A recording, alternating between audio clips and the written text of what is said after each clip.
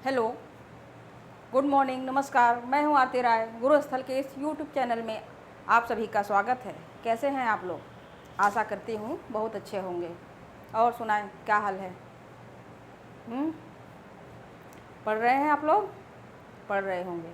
चलिए, आज हम लोग किस पर चर्चा करेंगे? महाकाव्य पर।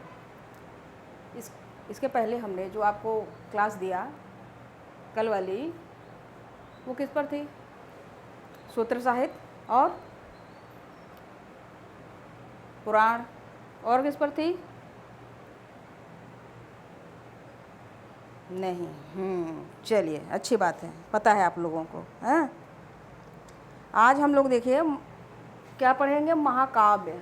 हमारे भारतीय संस्कृति में जो रामायण और महाभारत को महाकाव्य कहते हैं, ठीक है ना? महाकाव्य, देखिए हमने यहाँ पर महाकाव्य लिखा भी है, ठीक है? महाकाव्य। और इस महाकाव्य में दो भाग हैं। कौन कौन है? रामायण, और दूसरा कौन है? महाभारत।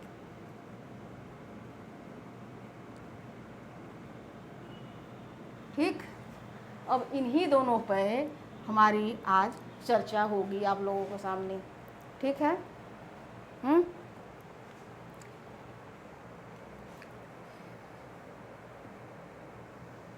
रामायण और महाभारत को महाकाव्य का दर्जा प्राप्त है। कितने लोगों को पता है? पता है कि नहीं? सबको पता होगा यह बात, है ना?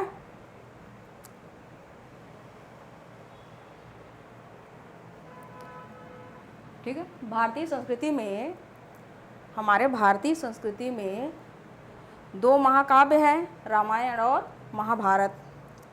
रामायण को आदि काव्य कहा जाता है और वहीं इनके जो रचयिता हैं वाल्मीकि को आदि कवि कहा जाता है। ठीक।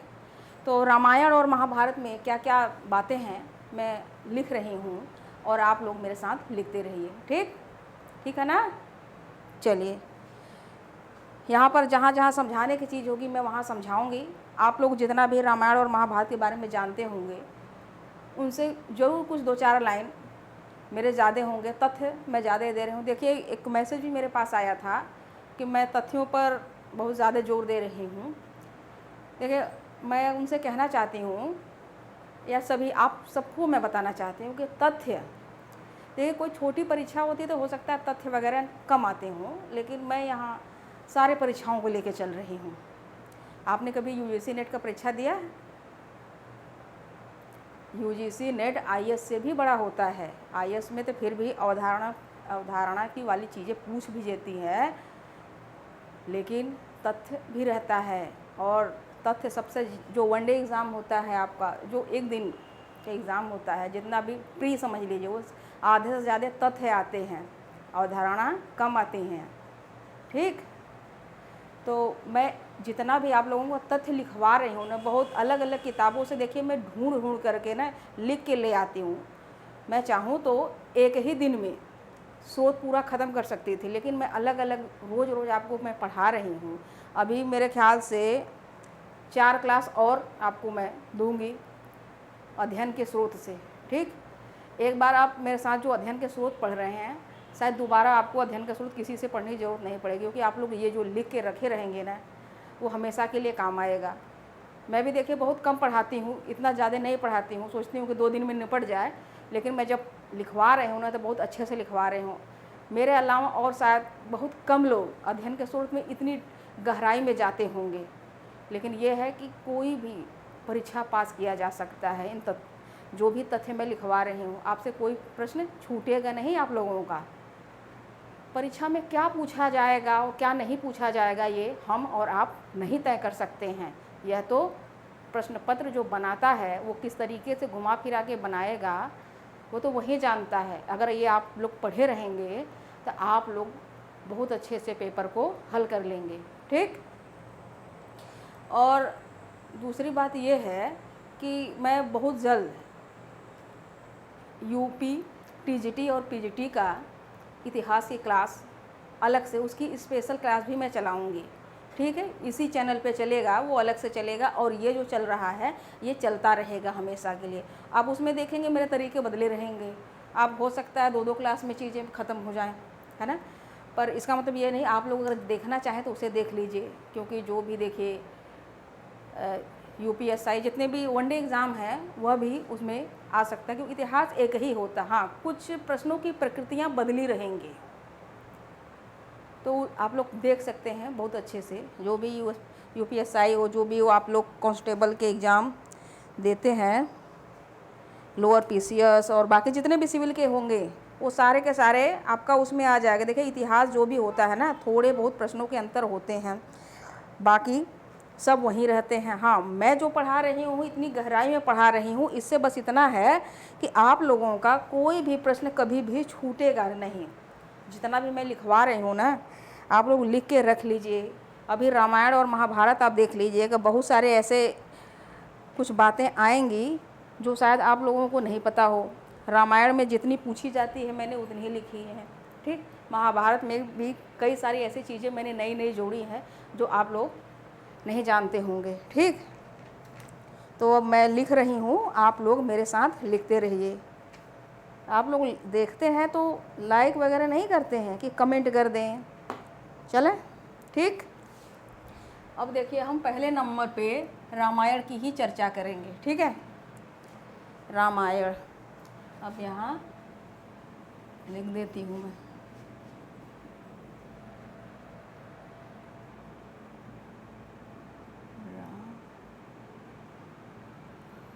रामायण क्या क्या बातें होंगी रामायण में, वह मैं एक एक करके लिख रही हूँ आप लोगों के सामने, और आप लोग भी लिखते रहिए, ठीक है। हाँ, मेरी क्लास देखिए बड़ी हो जाती है, क्योंकि अगर मैं बहुत छोटी छोटी क्लास दूंगी ना तो हो सकता है प्राचीन भारत में ही 400-500 क्लासें हो जाएंगी। और जो पढ़ने वाले बच्चे होते हैं ना, वो कभी भी घंटे 2 घंटे से डरते नहीं हैं। आप लोग देखते होंगे कि YouTube चैनल पे बहुत सारे लोग मास्टर वीडियो में डाल देते हैं 25 घंटे के, 30 घंटे की। क्या आप लोग 1-1.5 घंटे की क्लास नहीं ले सकते? ठीक है, चलिए वो सब बातें होती रहेंगी। मैंने यहाँ पर रामायण लिख दिया है। अब रामायण में हमारी बातचीत होगी, ठीक है ना। रामायण को आदि काव्य कहा जाता है। लिखिए, रामायण को, इतना छोटा अच्छा दिखाई दे रहा है कि नहीं? रामायण को आदि काव्य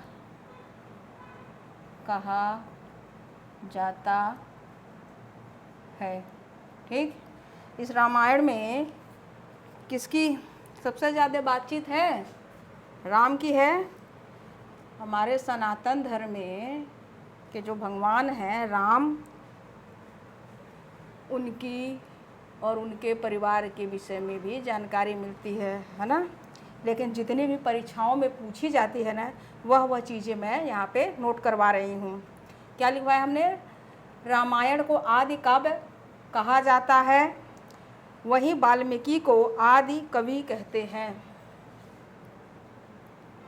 वहीं वाल्मीकि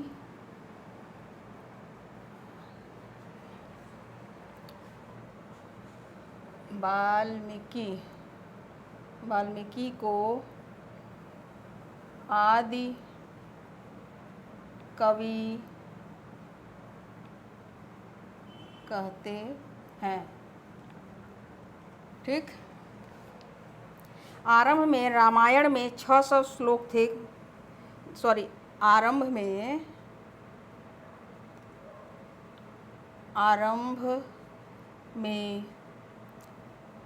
रामायण में 6000 श्लोक थे।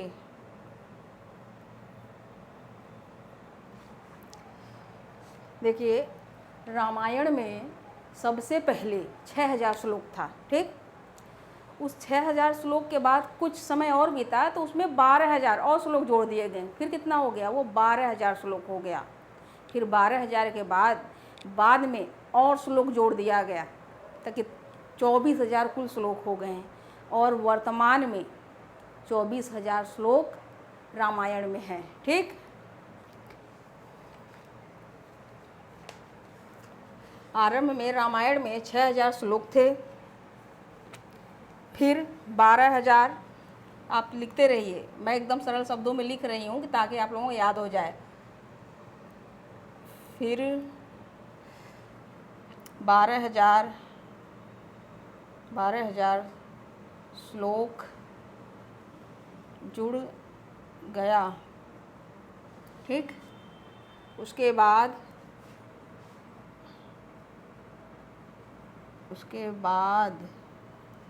आज वर्तमान में रामायण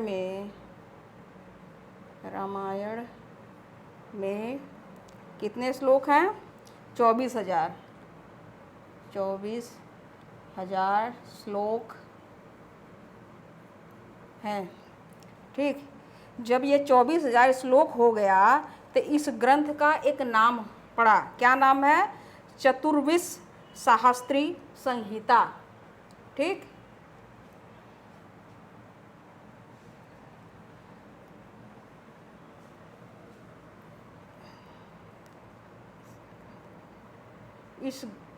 यही लिख देते।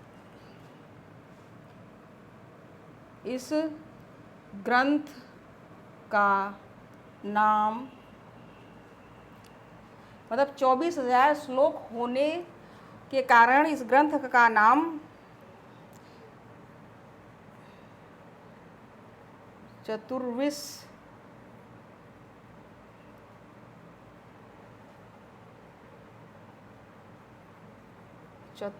सहस्त्री संहिता,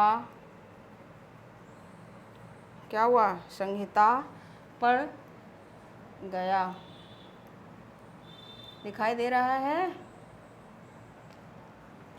रामायण में कुल 7 कांड हैं। इन कांडों में राम से जुड़ी हुई चीज़ें लिखी गई हैं, जैसे बचपन के उनके राज्याभिषेक, उनके बन जाने का, रावण वध, उनके पुत्र जो हुए लव कुश, ये वगैरह वगैरह बातें उसमें लिखी गई है। और अक्सर करके यह बातें पूछी जाती है। ठीक, यहाँ तक कि हमने यह जो बात लिखाई कि आदि कवि किसे कहते हैं, तो आदि कवि का प्रश्न आता है, वाल्मीकि को कहते हैं ना। उसके बाद ये कांड भी आता है कि कितने कांड हैं, पहले तो पूछ से देगा और किस कांड में क्या लिखा गया है यह पूछेगा, इसलिए हम यहाँ पर लिखवा रहे हैं। ठीक, रामायण में लिखे रामायण में कुल 7 कांड हैं। कौन कौन से हैं, ये पहले नंबर पे है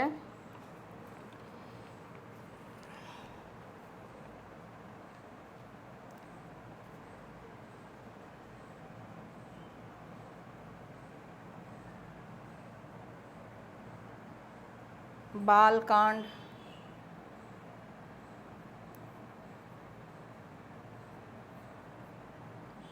इसमें क्या है, इसमें चर्चा है, इसमें राम की बचपन की चर्चा है। राम की बचपन, ऐसे कोष्टक में कर दीजिए। अब दूसरे कांड की मैं बात कर रही हूँ, यह क्या है, अयोध्या कांड।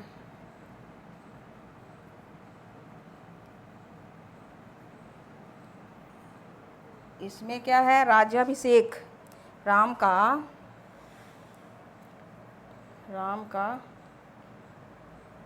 इसमें राम का बचपन, राम का राज्याभिषेक।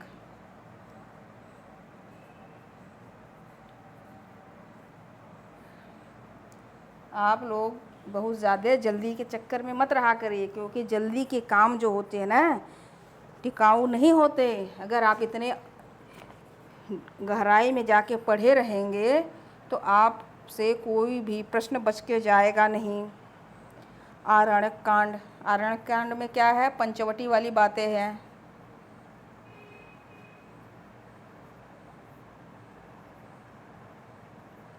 ठीक, इसमें क्या है? पंचवटी।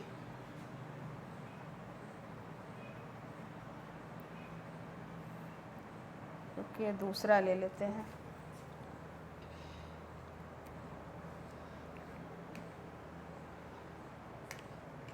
पंचवटी में निवास स्थान, पंचवटी में निवास स्थान। क्या हुआ? ये बहुत हल्के लग रहे हैं ना। चलिए, चौथा है सुंदरकांड। चौथा है सुंदरकांड।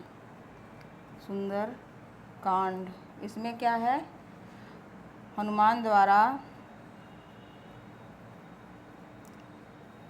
क्या हुआ? हनुमान द्वारा सीता को सांत्वना।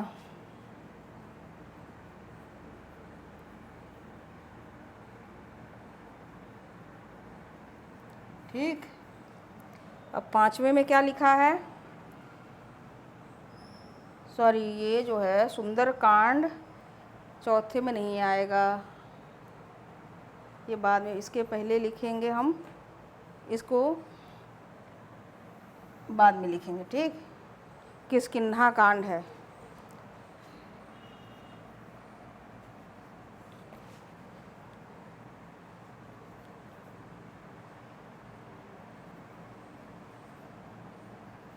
किष्किंधा कांड, इसमें क्या बात है?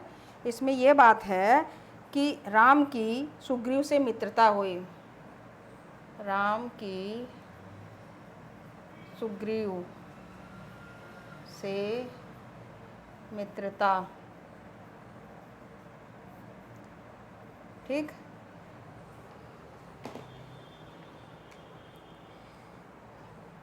फिर सुंदरकांड आएगा, यहाँ पर पांचवें नंबर पे आएगा सुंदरकांड। सुंदरकांड यहाँ पर है। हनुमान द्वारा सीता को सांत्वना। ठीक, फिर छठे नंबर पे क्या है? युद्धकांड। युद्धकांड में रावण का वध हुआ था। युद्धकांड, क्या हुआ था इसमें? रावण का वध हुआ था और राम की विजय।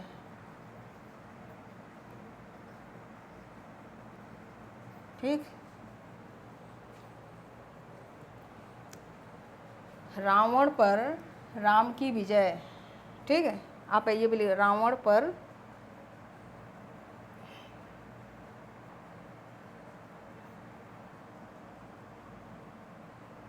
ठीक है, रावण पर राम की विजय। फिर सातवें नंबर पे यहाँ दिखाई दे रहा है, सातवें नंबर पे है उत्तरकांड। उत्तरकांड, देखिए मैं ना बहुत आराम से चलती हूँ, बहुत मुझे ना जल्दी जल्दी काम नहीं करने आता है, आराम से चलो। ठीक, रावण वध उत्तरकांड में,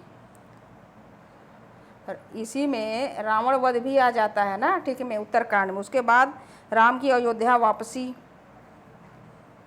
राम की अयोध्या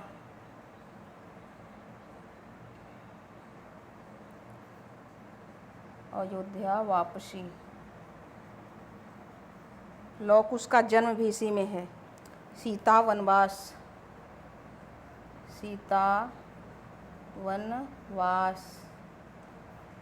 फिर क्या? लौ कुश का जन्म। ठीक, उत्तरकांड में आ गया। वाल्मीकि, लौ कुश का जन्म कहाँ हुआ था? वाल्मीकि आश्रम में। यहीं पे वाल्मीकि आश्रम लिख दीजिएगा, वाल्मीकि आश्रम। ठीक, हो गया? करिए।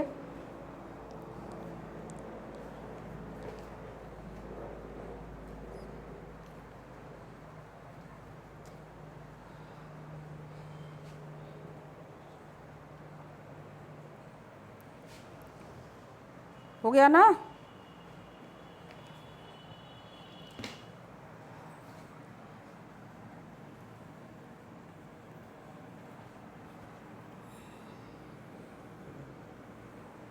अब इसके बाद मैं रामायण के बारे में वो लिख रही हूँ जो कुछ लोगों ने उस रामायण को अलग अलग भाषाओं में अनुवाद किया है।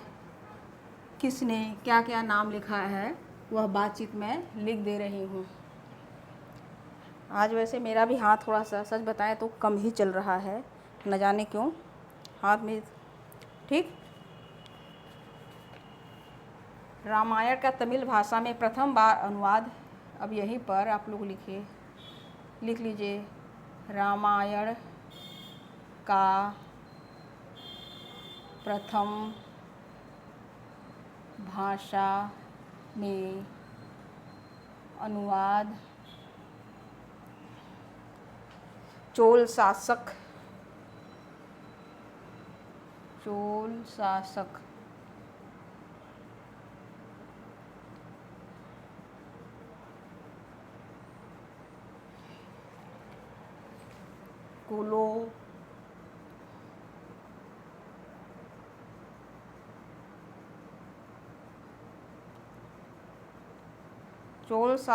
कुलोतुंग, ये सब जो है साउथ इंडियन नाम है।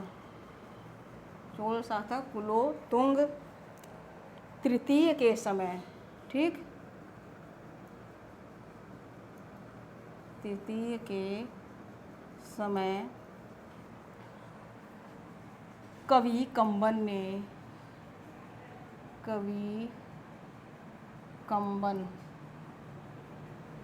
जानते हैं ना, कंबन ने किया था। और इन्होंने जो किताब लिखी उसका क्या नाम था? कंबन ने जो लिखा इसे रामायण की जो उन्होंने अनुवाद किया उसको क्या कहते हैं? उसे कहते हैं ई रामावतारम।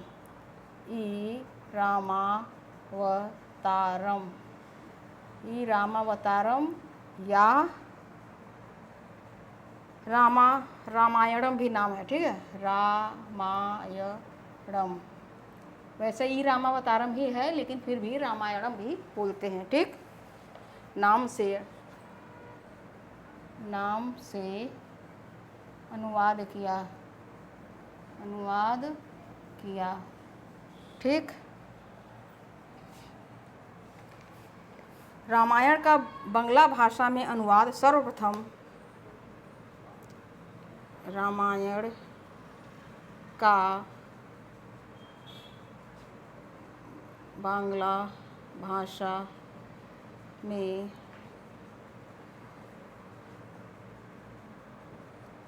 बंगला भाषा में किसने के? कृत्तिवास ने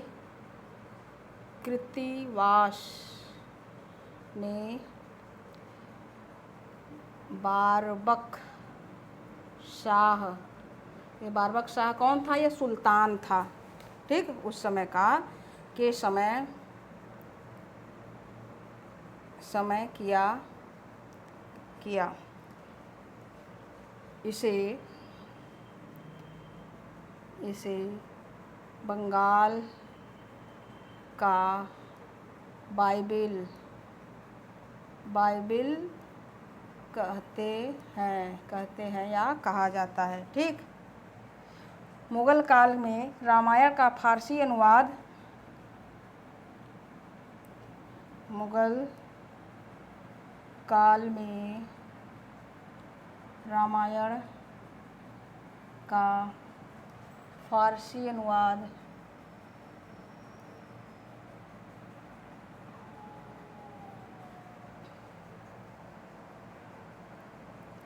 फारसी भाषा में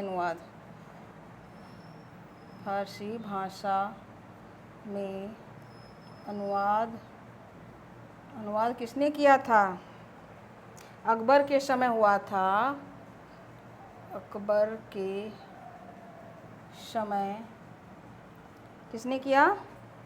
अब्दुल कादिर बदायूनी ने किया।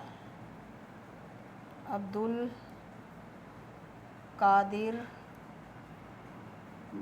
बदायूनी दायूनी ने किया था।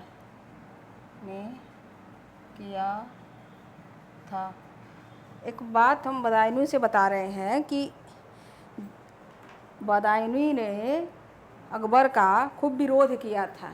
ठीक, वो बहुत विरोध करता था अकबर का कि अकबर हिंदू बनता जा रहा है, सूर्य की पूजा करता है ना, सनातन धर्म को मानने लगा है। बताओ क्या है, अंधेर हो गया ये तो हिंदू बन गया है, इस्लाम धर्म के साथ गद्दारी कर रहा है। यह सब बातें जब अकबर को पता चली तो अकबर क्या किया, बदायूनी को बुलवाया।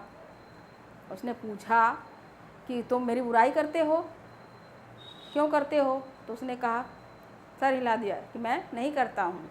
लेकिन अकबर को तो पता था, तो अकबर ने कह दिया कि ठीक है, तुम रामायण की फारसी भाषा में अनुवाद करो। तो बदायूनी ने अनुवाद तो किया, लेकिन जब वो अपने घर जाता था और लिखता था तो बहुत बड़बड़ करता था। कहता था कि बताओ, पूरे दिन में काफिरों के देवताओं के नाम लेने पड़ रहे हैं। तो उसकी पत्नी सुनती रहती थी। उसकी पत्नी भी सुन के ऊब गई। वो बोली कि जब तुम्हें इतनी परेशानी है तो तुम बोल दो जाके बादशाह से कि मैं नहीं करूँगा। तो वो पत्नी को बहुत डांटने लगा कि अभी मैं तुम्हें मारूँगा, अगर नहीं लिखा तो मुझे खाना कहाँ से मिलेगा, बादशाह हमें निकाल देगा यहाँ से। तो उसकी पत्नी अपना जवाब देती कि अगर या तो तुम लिख लो या तो जाके बादशाह से बोल दो। लेकिन वह दिन भर राम को राम राम जप के हर क्योंकि रामायण जितनी भी लिखता था वो सब के सब उसमें राम राम बार बार उसको लिखना पड़ता था। तो बार बार नाम लेता था और वो चिढ़ता भी था। ठीक, और अकबर वास्तव में हिंदू धर्म की जितनी भी अच्छाइयाँ थी उसने स्वीकारा। और हिंदू धर्म सूर्य के आधार पर भी उसने एक संवत चलाई थी, आप लोगों को पता है, इलाही संवत। उस इलाही संवत को फसली संवत भी कहते हैं। ठीक, देखिए जहाँ जहाँ ज़रूरत है ना मैं वहाँ बता रही हूँ। हाँ, शाहजहाँ के समय भी अनुवाद किया गया था। चलिए लिखिए, शाहजहाँ के समय, शाहजहाँ के समय इब्न हरकर्ण ने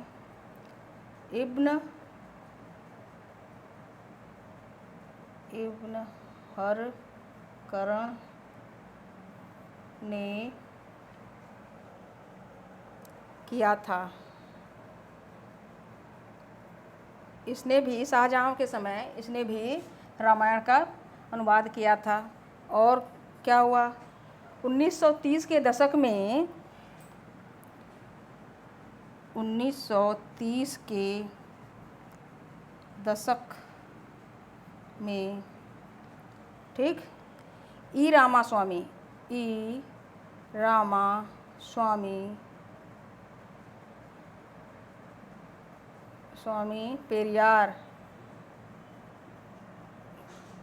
पेरियार ने सच्ची रामायण की रचना किया।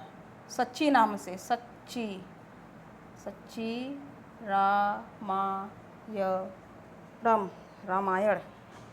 रामायणम कह लीजिए या रामायण। ठीक, रामायण की रचना किया था। ठीक, भारत से बाहर भी कहीं लिखा गया था रामायण को उनके भाषा में। कहाँ, चीन वालों ने भी रामायण का अपनी भाषा में अनुवाद किया था। ठीक, क्योंकि यह प्रश्न कभी कभी आ सकता है। आप लोग लिख दीजिए कि भारत से बाहर सर्वप्रथम चीनी भाषा में, भारत से बाहर सर्वप्रथम चीनी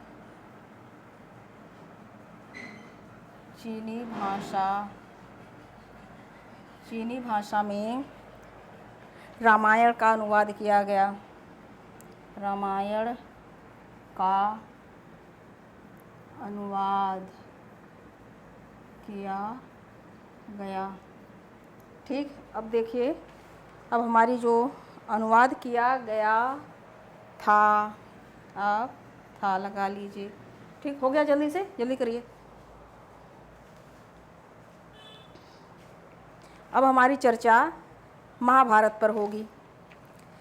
देखिए, थोड़ी सी समय ज़रूर लग रहा है, लेकिन मैं आप लोगों को ना बहुत ही व्यवस्थित तरीके से एक एक चीज़ें ढूंढ ढूंढ करके ले आई हूँ। इसमें से ज़रूर 2-4 लाइन ऐसी होंगी जो आप लोग पहली बार जान रहे हो। अब महाभारत में भी देखिए, महाभारत में थोड़ा सी ज़्यादा मैटर है। ठीक, जो हमारा कंटेंट है वो थोड़ा ज़्यादा रहेगा। अब महाभारत हो गया ना, मिटा दूँ। अब आए हमारी बातचीत महाभारत पे होगी।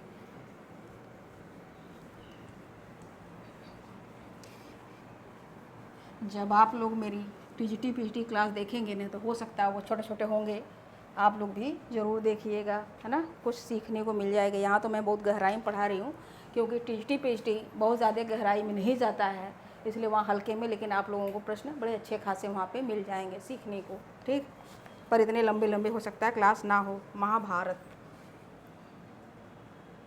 महाभारत, ठीक। अब महाभारत में क्या क्या बातें हैं वहाँ मैं लिख रही हूँ। ठीक है, यह सबसे बड़ा महाकाव्य है। महाभारत सबसे बड़ा महाकाव्य है। ये जो महाभारत है, इसमें हमने आप लोगों को 2 क्लास दिया था, एक दसरा का युद्ध दिया था और एक भारत का नामकरण। उसमें भी हमने कबीलाई समाज, भरत जन कबीला के बारे में बताया था। और वही भरत जन कबीला आगे जाके जब कुरु और भरत मिलकर के जब ये लोग शासन करते हैं, तो उसी में यह महाभारत युद्ध होता है। और महाभारत युद्ध जो हुआ 18 दिनों तक चला था, और 18 दिन में उस समय ये था कि भरत वंशियों के वंशजों की कहानी है, इसलिए उस महाभारत को जय नाम से जाना गया था, कि ये विजय संबंधी बातें जो भी लिखी गई, इसलिए उसे जय संहिता कहते हैं। तब उसमें कितने श्लोक थे जय संहिता में? 8800। उसके बाद कुछ समय और बढ़ा तो उसमें श्लोक और बढ़ गए। कितने हो गए? हमने बताया था ना पहले, आप लोग जानते होंगे, बताइए। उसमें 24,000 श्लोक हो गया। ठीक, फिर जब 24 फिर कुछ समय और बीता तो 24,000 श्लोक के बाद उसमें 1,00,000 श्लोक हो गया। तो क्या हो गया? वह महाभारत। जब 24,000 श्लोक था तो उसका नाम भारत ही था। ठीक, क्योंकि बातें बहुत सारी हमने उसमें बताई हैं, इसलिए हम यहाँ पर शॉर्टकट में आपको मैं लिखवा रही हूँ। ठीक, आप लोग लिख लीजिए 2-4 लाइन। वेद व्यास द्वारा संस्कृत भाषा में रचित। अच्छा, जो रामायण थी वाल्मीकि ने लिखा, वह भी संस्कृत भाषा में था। ठीक,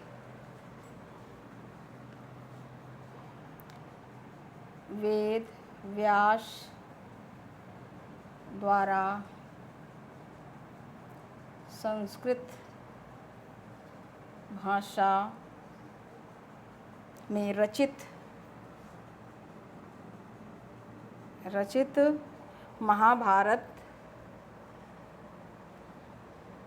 महाभारत क्या है? महाभारत में वैदिक कालीन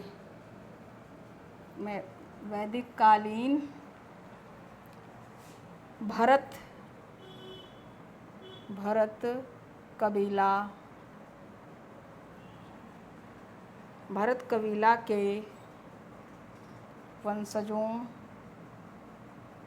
वंशजों की कहानी है। ठीक, आरंभ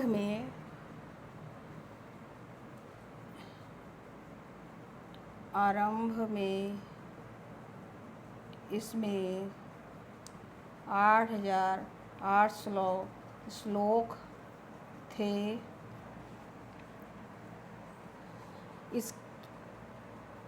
इसमें जय संबंधी बातें हैं।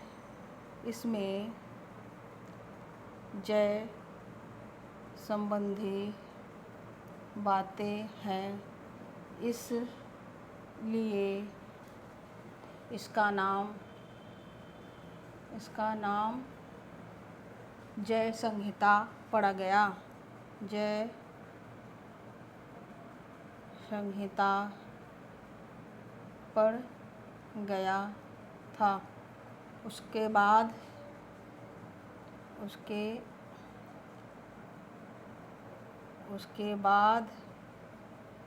इसमें 24,000 श्लोक और जुड़े तो इसका नाम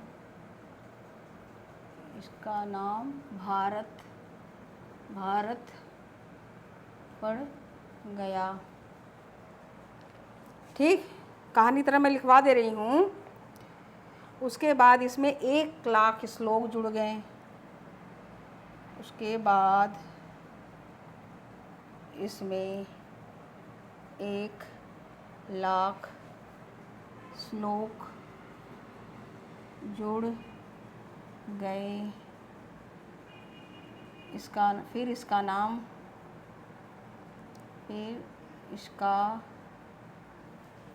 नाम महाभारत पड़ा। ठीक,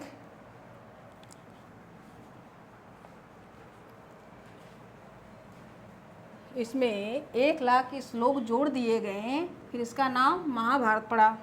ठीक,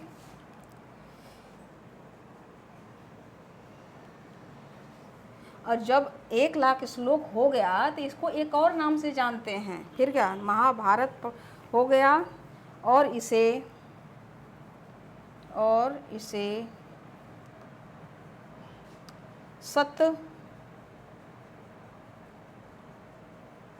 सहस्त्री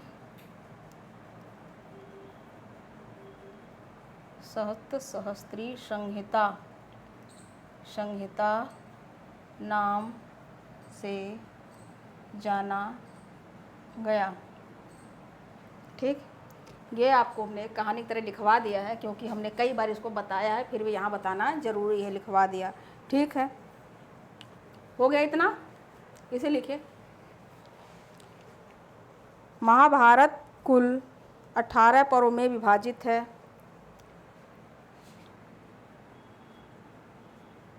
महाभारत कुल 18 पर्व में विभाजित है।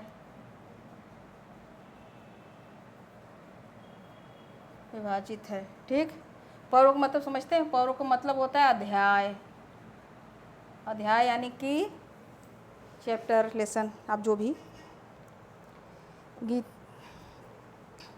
जिसमें एक पर्व भीष्म पर्व है। महाभारत कुल 18 पर्वों में विभाजित है। अब यहाँ से लेते, जिसमें लिखना है, जिसमें एक पर्व भीष्म पर्व है।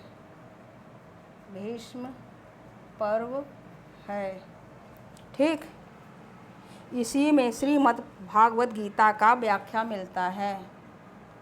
इसी में श्रीमद् भागवत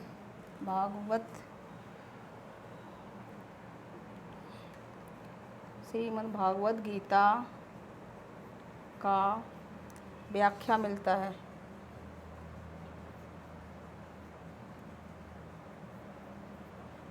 ठीक, हो गया।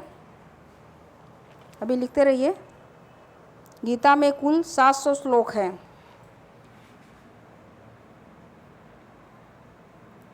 गीता में कुल कितने श्लोक हैं? 700 श्लोक हैं। ठीक है, इसमें ज्ञान, कर्म, भक्ति का, इसमें किसमें? गीता में। इसमें ज्ञान, कर्म,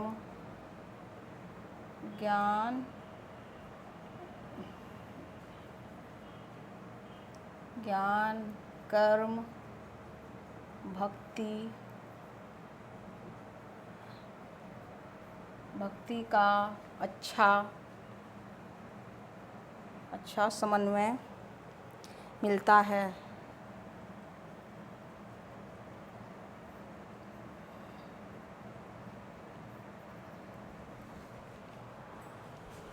हो गया। गीता के चौथे अध्याय में अवतारवाद का विवेचन हुआ है। गीता के चौथे अध्याय में किसका विवेचन मिलता है? अवतारवाद का। अवतारवाद का विवेचन मिलता है। ठीक, विवेचन मिलता है या विवेचन हुआ है।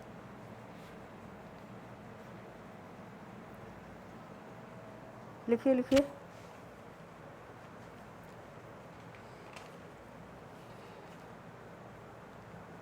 हो गया। लिखिए, शांति पर्व महाभारत का सबसे बड़ा पर्व है। हो गया।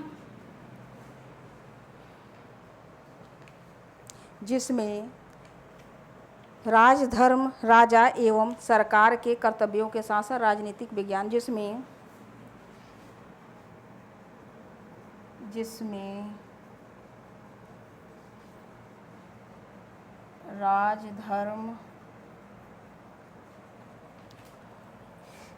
राजधर्म, राजा एवं सरकार के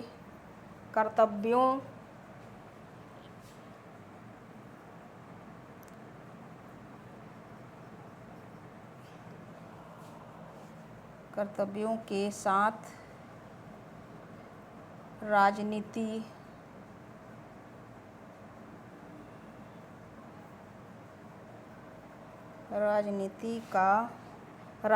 विज्ञान पर बल दिया गया है। ठीक, राजनीति विज्ञान पर बल दिया गया है। ठीक है, लिखिए। हो गया।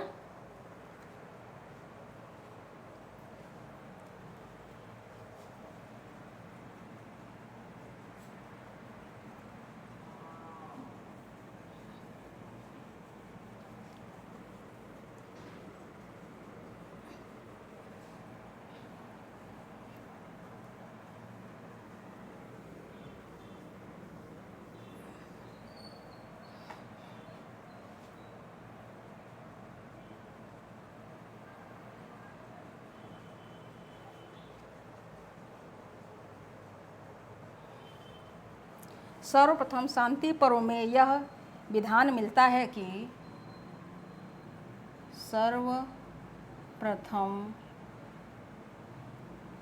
शांति पर्व में यह विधान मिलता है कि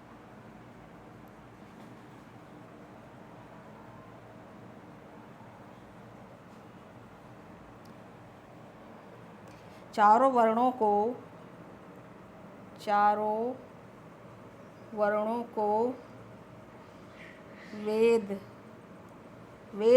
वेद सुनना चाहिए।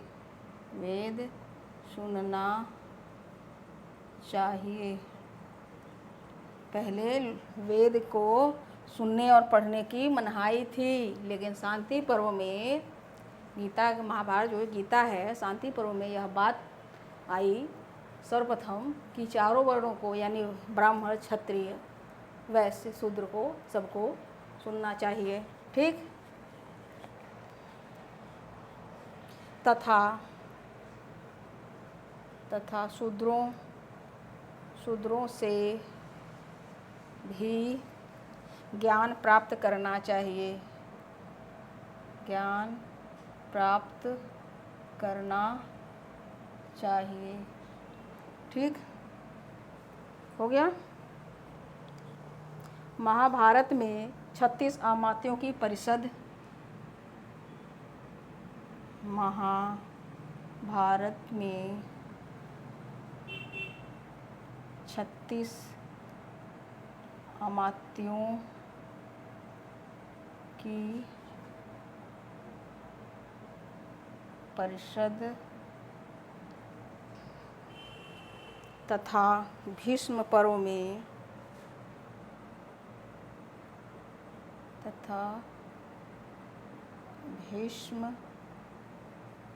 में 250 जनपदों की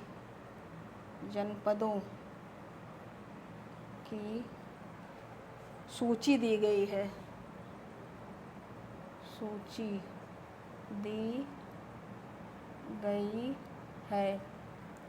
महाभारत में 36 अमात्यों की परिषद तथा भीष्म पर्व में 250 जनपदों की सूची दी गई है। ठीक। ऋग्वेद क्या कहता था? इसमें जनपदों में महाभारत में भीष्म पर्व बता रहा है कि उसमें 250 जनपद थे। लेकिन जब ऋग्वेद में कितनी जनों की बात उस समय कर रहा था? उस समय 24 जन की बात कर रहा था। ठीक। लेकिन जब महाभारत यहाँ तक आया, महाभारत युद्ध के आते आते 250 जनपद हो चुके थे, है ना।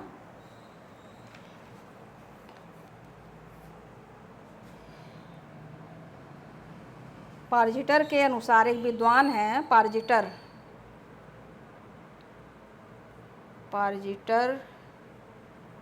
के अनुसार कुरुकुल के कौरवों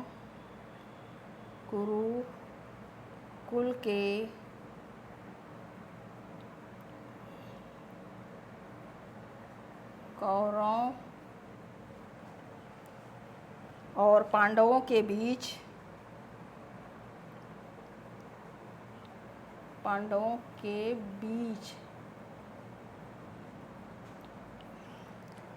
950 ईसा पूर्व में 950 ईसा पूर्व में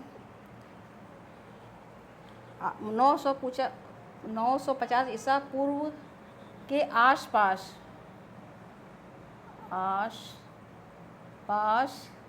क्या हुआ था? यह महाभारत युद्ध हुआ था। आसपास महाभारत युद्ध हुआ था।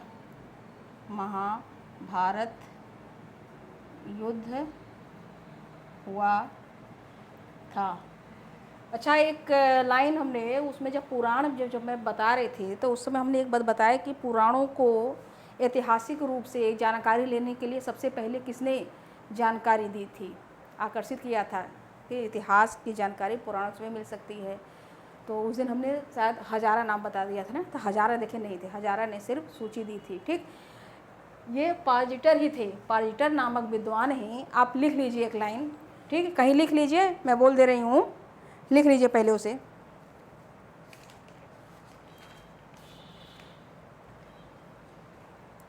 लिखिए, पारजिटर नामक विद्वान ने, कहीं एक अलग से लिख लीजिएगा। ये कहाँ लिखना है आपको? ये पुराण में लिखना है। ठीक।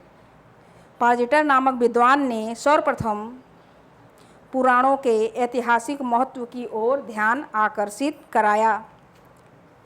ठीक। यह आपको पुराण वाले में एक लाइन जोड़ देनी है। और एक और मैसेज आया था कि जो 18 पुराण हमने बताए हैं वो 18 पुराण के नाम लिखवा दूँगी। आज नहीं, आज बहुत ज़्यादा समय हो जाएगा। अगर कल वाली क्लास में मैं सबसे पहले वहीं बता दूँगी। ठीक। हाँ,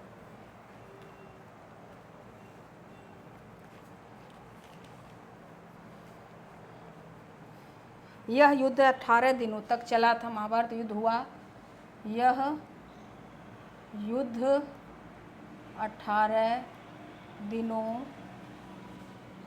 तक चला था। महाभारत में ही शकुंतला, सावित्री, महाभारत में ही शकुंतला, सावित्री,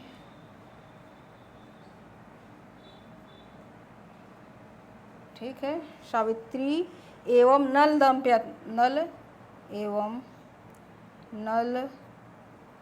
दमयंती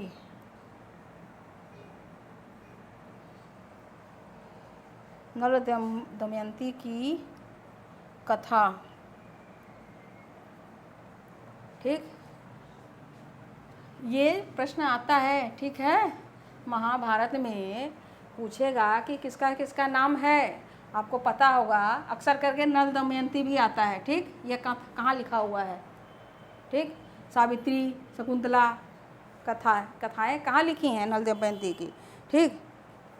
महाभारत की सबसे बड़ी, लिखिए, महाभारत की सबसे बड़ी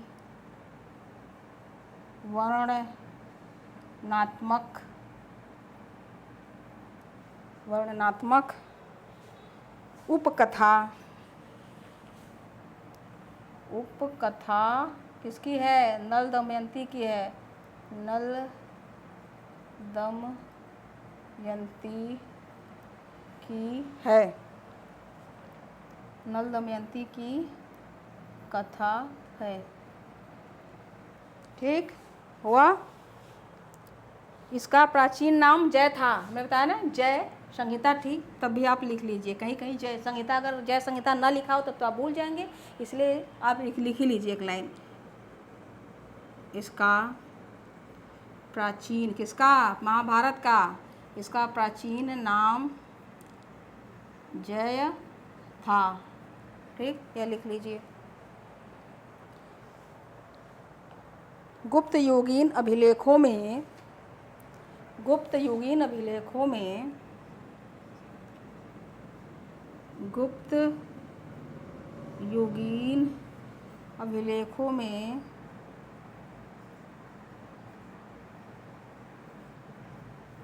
क्या हुआ, आजकल चल नहीं रहे हैं ये दोनों।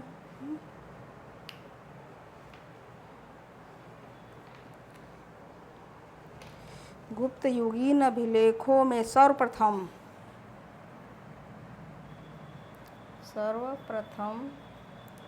1,00,000 वाले महाभारत का उल्लेख, 1,00,000 वाले महाभारत का उल्लेख मिलता है।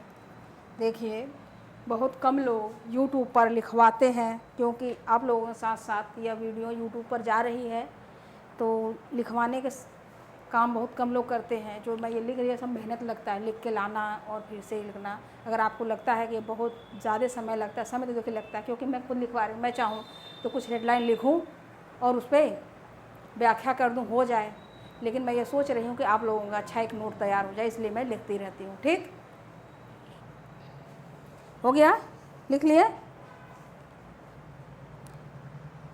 ये सब छोटी छोटी बातें नहीं हैं, ये सब काफ़ी बड़ी हैं, आप लोग लिख के रख लीजिए और हमेशा के लिए काम आएगा। महाभारत को एक ही साथ अर्थशास्त्र, लिखिए, महाभारत में एक ही साथ अर्थशास्त्र,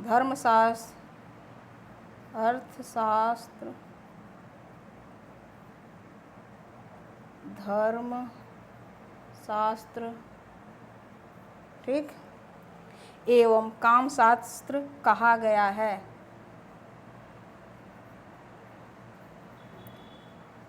शास्त्र कहा गया है। महाभारत में नहीं, महाभारत को देखो, में और को में अंतर, महाभारत को एक ही साथ अर्थशास्त्र, धर्मशास्त्र, कामशास्त्र कहा गया है, ठीक। महाभारत के विषय में, अब ये लिख लीजिए, ऊपर लिखती हूँ मैं, ठीक हो गया? चलिए यही लिख, हो गया, हो गया ना?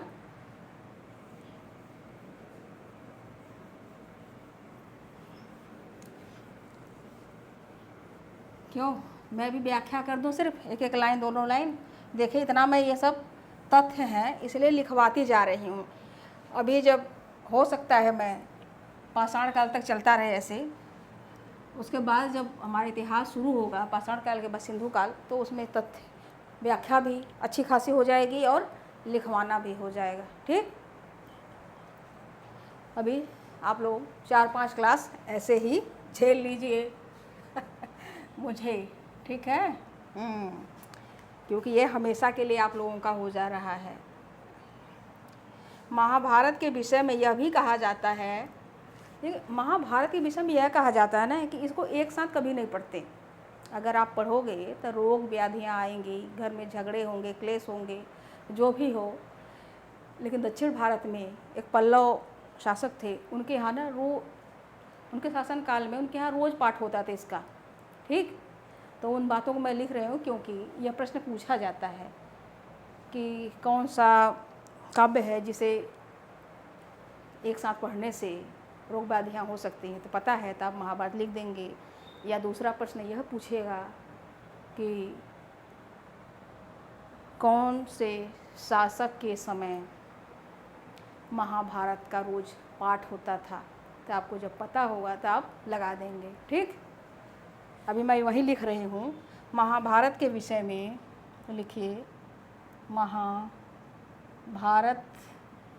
के विषय में यह भी कहा जाता है, यह भी कहा जाता है कि इसे पूरा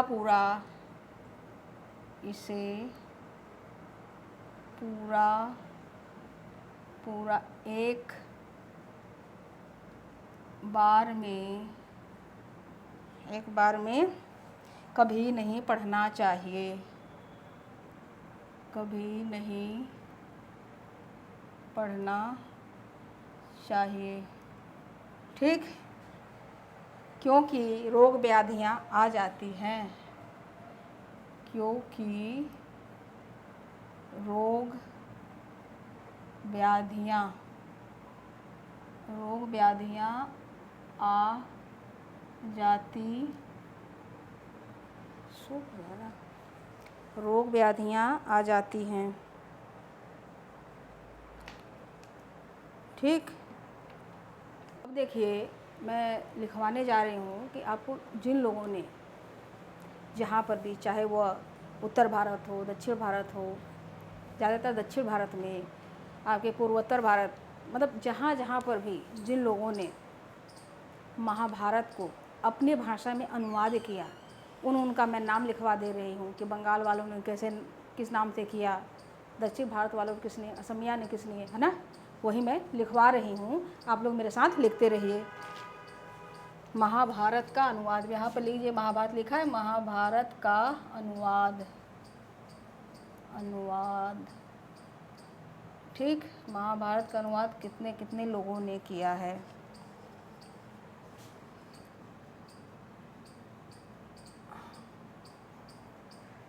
देखिए यहाँ पर लिखिए, तमिल भाषा में पल्लव काल में, तमिल भाषा में पल्लव काल में पेरुंद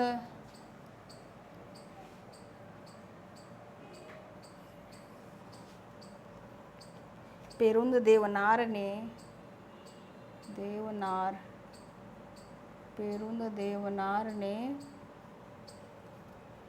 भारत वेणवा नाम से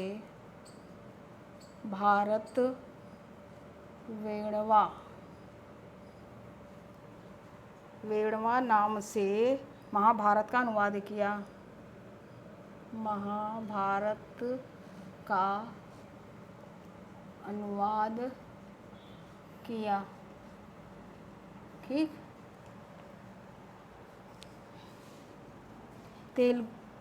ये तमिल भाषा में पल्लव काल में पेरुंद देवनार ने भारत वेणवा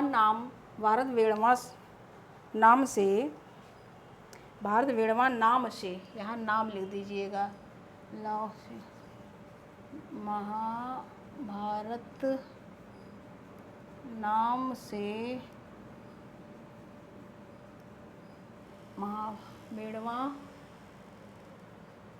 क्यों भाई आज शब्द गड़बड़ हो,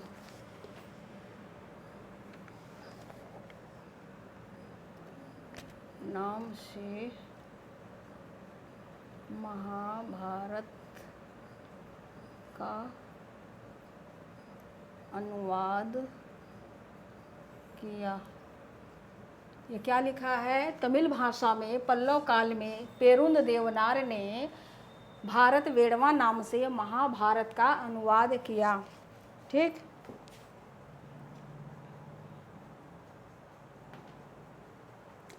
फिर तेलुगु भाषा में भी यह लिखा गया है, महाभारत का अनुवाद तेलुगु भाषा में भी लिखा गया है। तेलुगु भाषा में महाभारत की रचना लिखिए, तेलुगु भाषा में महाभारत की रचना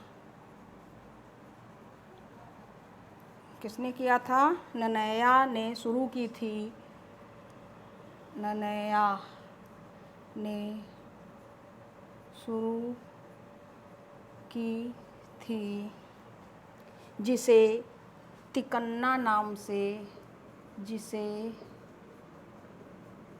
तिकन्ना दक्षिण भारत का नाम है, प्यारा प्यारा नाम न, इसे तिकन्ना ने लगभग पूर्ण किया, एकदम पूर्ण नहीं किया है इन्होंने, लगभग थोड़ा बहुत रह गया, पूर्ण किया। फिर भी जो बच गया, फिर अंत में किसने इसे पूरा किया? अंत में इसे एरर प्रगण ने, इसे एरर प्रगण ने पूर्णता प्रदान, इसे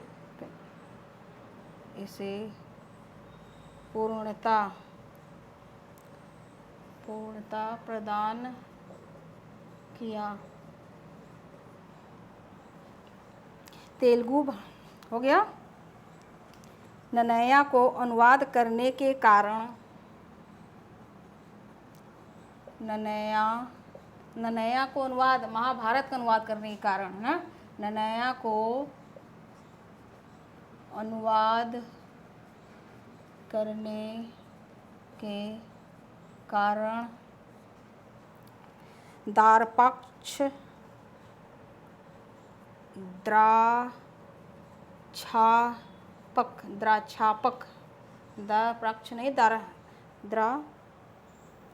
द्राक्षापक का मतलब होता है अंगूरी शराब बनाने वाला, अंगूरी शराब बनाने वाला, इसे कोष्टक में लिखना है, अंगूरी शराब बनाने वाला।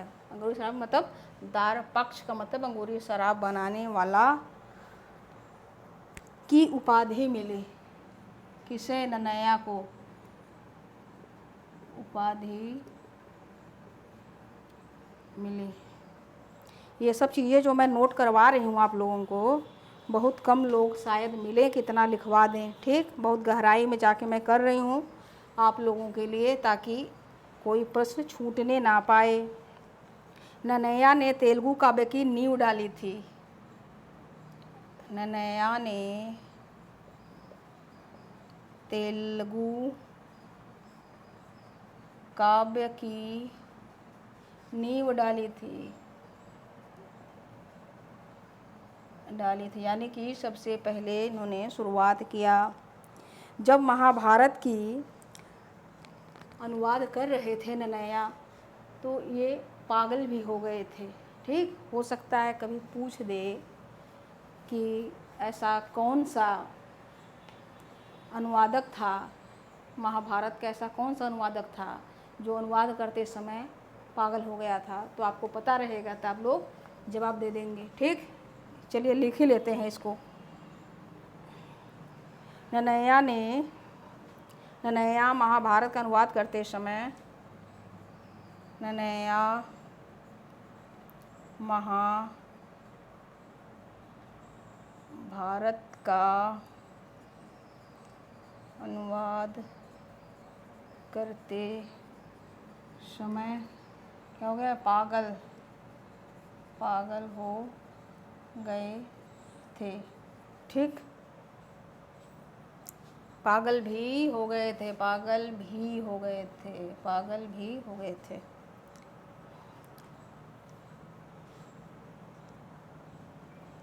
यहाँ पर ननया ने तेलुगु काव्य की नींव डाली थी, और इनको वागानुशासन, ननया को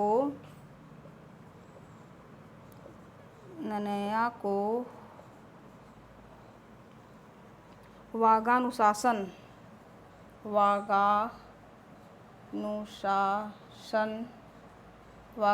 का क्या मतलब होता है, आप पुस्तक में लिख लीजिए। बोली के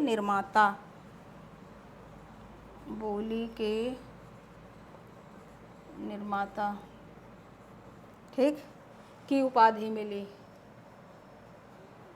ननया को 2 उपाधि मिली है ना। ठीक,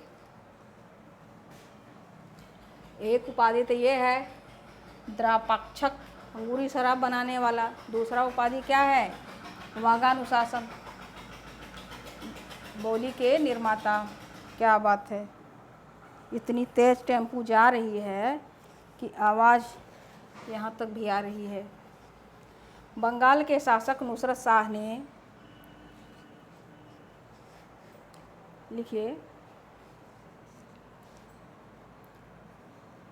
बंगाल के शासक नुसरत शाह ने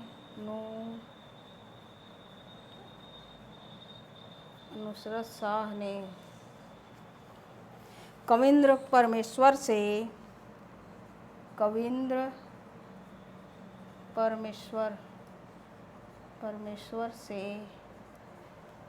बंगला में महाभारत का अनुवाद कराया।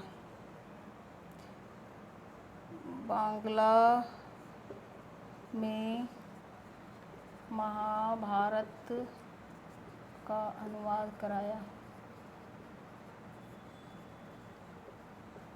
ठीक, माधव कदाली ने, अब ज़्यादा नहीं रह गया, 2-3 लाइन और है। माधव कदाली ने असमिया में महाभारत का अनुवाद किया। माधव कदाली ने असमिया में महाभारत का अनुवाद कराया। ठीक,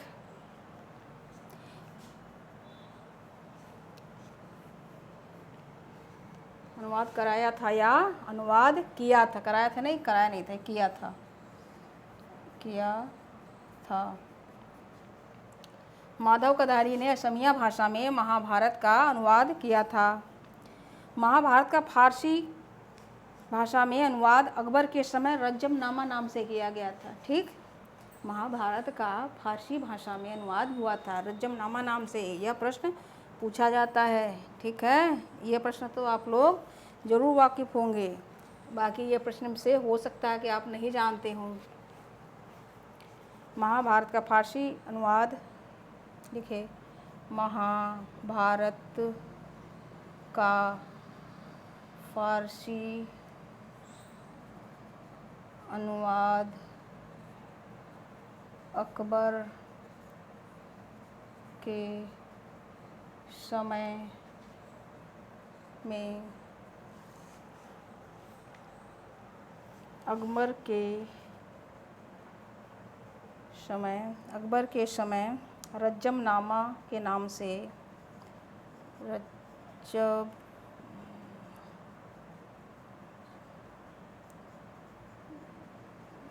रज्जमनामा नाम से अब्दुल कादिरी बदायूनी ने अब्दुल कादिर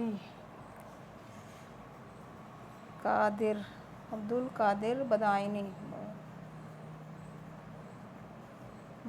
ने क्यों इसने महाभारत भी लिखा, बदायूनी ने किया था। ठीक, महाभारत का फारसी अनुवाद अकबर के समय रज्जमनामा नाम से अब्दुल कादिर बदायूनी ने किया। हो गया ये, 2 लाइन और बचा है। इसका प्रस्तावना, इस महाभारत का प्रस्तावना एक ये जो है बदायूनी ने लिख दिया रज्जमनामा, लेकिन इसका रज्जमनामा का जो प्रस्तावना था ना, वो किसने किया था? वो अबुल फजल ने लिखा था। आप अलग से इसको लिख लीजिए। ठीक, इसी में लिख दीजिए, इस महाभारत की प्रस्तावना यहाँ बदायूनी ने किया था। इसकी प्रस्तावना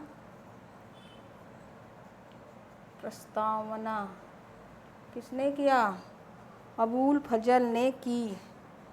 अबुल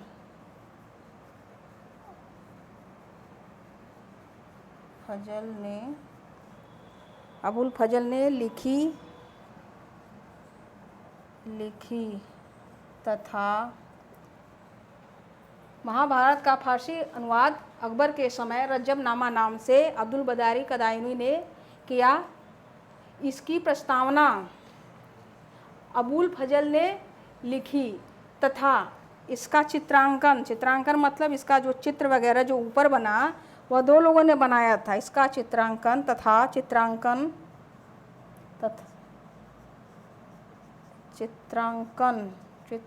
किसने किया? बसावन। ये सब चित्रकार थे। ठीक है, बसावन और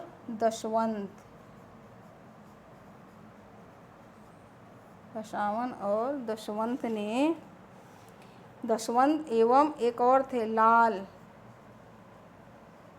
का पूरा नाम आप लोग बताएंगे, क्या नाम था? लाल ने किया।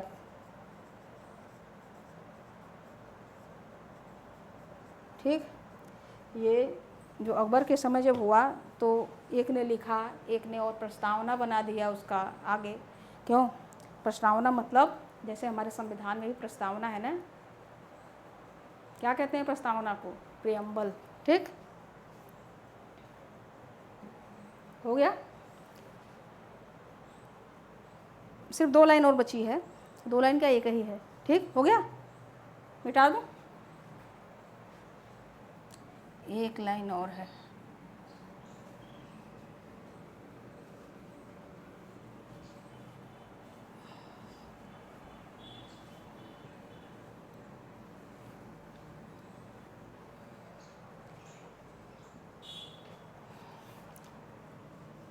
मालाधर वसु ने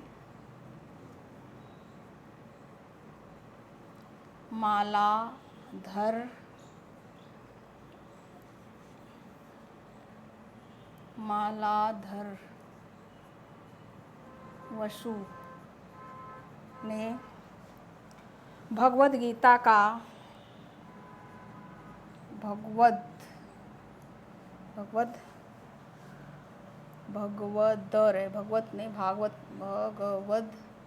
गीता का बांग्ला अनुवाद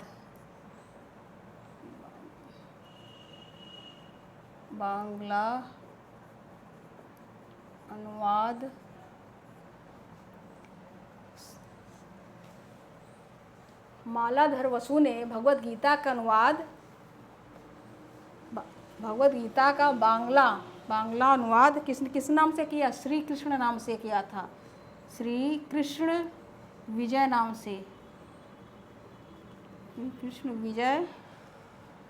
से किया था।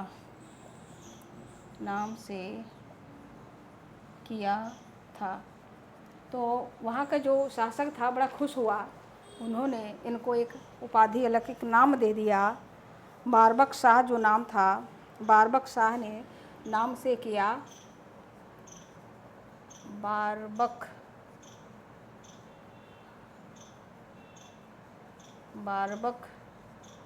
शाह ने मालाधर वसु को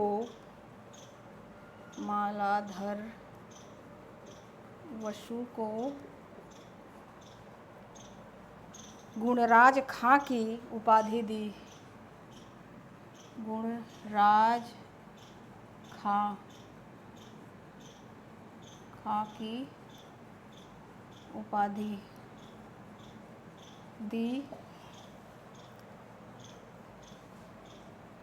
दी थी। ठीक।